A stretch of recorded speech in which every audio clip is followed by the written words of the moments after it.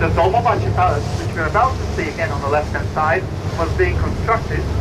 This mosque, what they call it, Dolmabahce, or the filled in garden. It was built between the years 1843 and 1856. The construction took 13 years due to financial problems. Normally, the Ottoman architects managed to finish these buildings within 6-7 years, but this one took 13 years. And there's 600 paintings which were made by the 19th century's famous artists like Ayvazovsky, Chelebotsky, and many others. There are Bohemian crystal chandeliers, and the largest one weighs 4.5 tons, 4,500 kilograms, and many more valuable decorative elements can be seen inside the palace. It was also the place where Atatürk, the founder of the Turkish Republic, lost his life on the side to the other, and the ferries are running frequently between the two sides of the Bosphorus. Once again, the water that we're cruising on is the Bosphorus, and it separates Asia from Europe. On the left-hand side, 4 seasons. Istanbul already has a 4 seasons, which is in the old city area. It's not this one. This is going to be the second 4 seasons of the city. And you can tell it how we pronounce it. Tiran Palace. It was built in 1871, and it was built by a sultan that came after the sultan that had the Dolmabahce Palace built. So this was another sultan who had this one built. The same architect. Today it is being administrated by the building right next to it called the Kempinski Hotel. I'm sure you know the Kempinski chain. So this the modern building to the right of it is the Kempinski Hotel, which also runs the Tiran Palace. The first building is a university, the Galatasaray University. It's only one building of it. Of course, they have larger buildings in the outskirts of the city. And the following buildings are high school, family of Turkey. It is estimated that they have around 70 houses and different buildings on the Bosphorus, and we'll be talking about price ranges in a few. Again, on the left-hand side, they have the Residence Staff Hotel, and the building the area just before the mosque is there are bars, cafes, restaurants all around it. And the mosque that you see to your left-hand side is called the Ortaköy Mosque. You can tell very easily that it was built by the same architect who built actually the European Church. Now, ladies and gentlemen, we are approaching the bridge. This bridge is what we call meant to make use of the toilet before we get on the bus, because after we get on the bus, it's about an hour. Wood furniture that came from France and Italy, and therefore there's always a danger of fire, and they did not install a kitchen inside. There's a kitchen.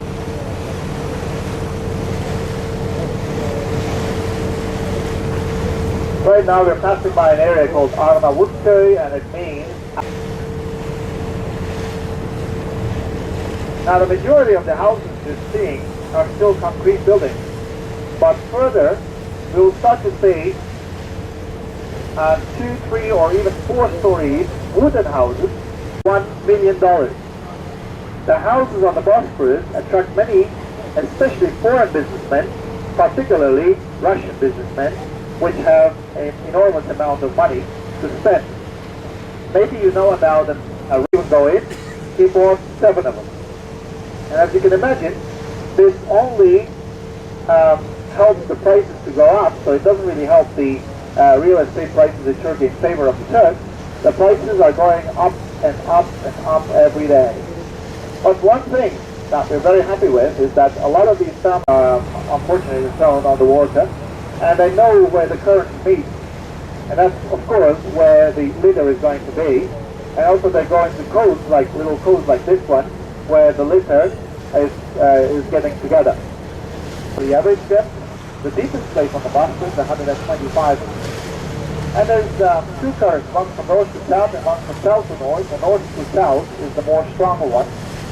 Very easily, you can differentiate it from the others very easily. It's a much larger building. The white building to your left is the former Egyptian embassy.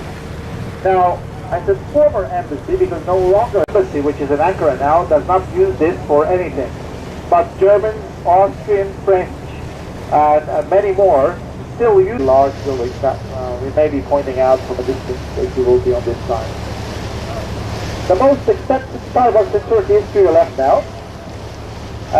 So the Starbucks prices, ladies and gentlemen, in Turkey are mostly set, except this one and except the one at the airport. So this Starbucks, the coffee.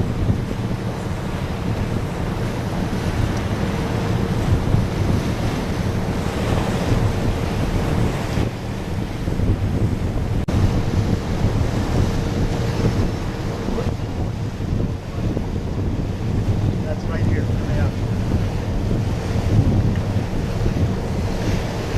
Go down to the Mediterranean. Now, I just said oil tankers, which is highly explosive, as you know. So when these oil tankers arrive to the entrance of the Bosphorus, the oil tanker has a pirate captain on board that is provided by the harbour master of Turkey. As you can imagine, each of these towers are named after one of the commandants. The reason why the one on the right was built in 1400 and the one on the left was built in 1452, these dates are very significant, ladies and gentlemen, especially 1452, because Istanbul, or Constantinople, the fortress across, and 1 year before the conquest, they built this fortress to your left, and the reason why they built that was to control the sea traffic going into the city. As you can understand, the conquest took only an hour about, especially our Australian friends will know about it, because that's where Gallipoli is.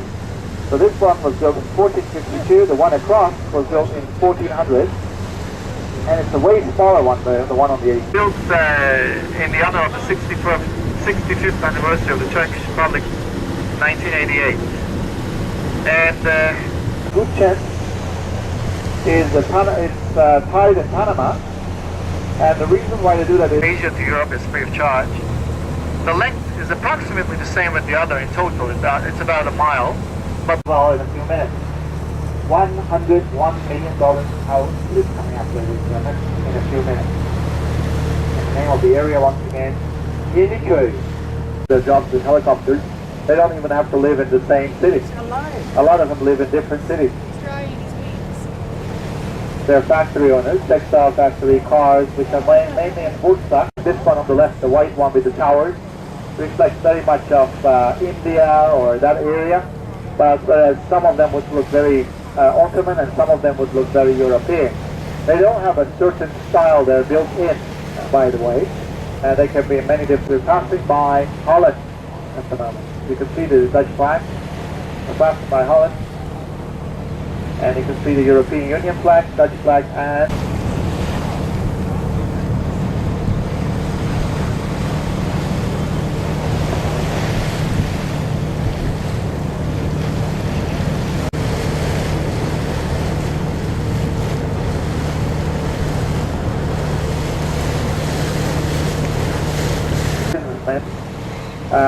last year.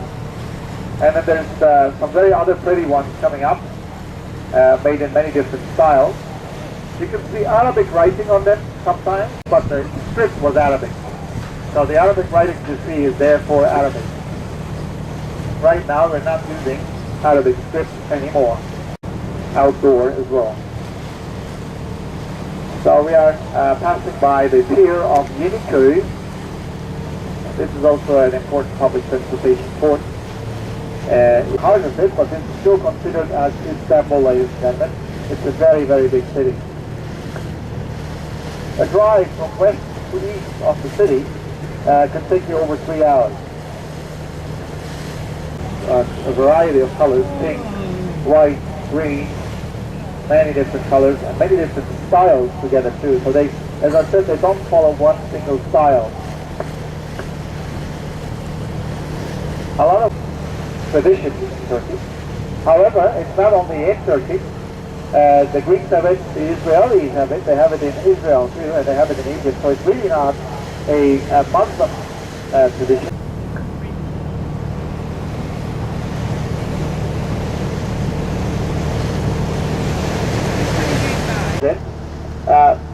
They can stay over here too.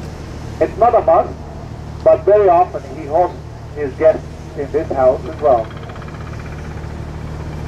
The residence of the President of Turkey, ladies and gentlemen.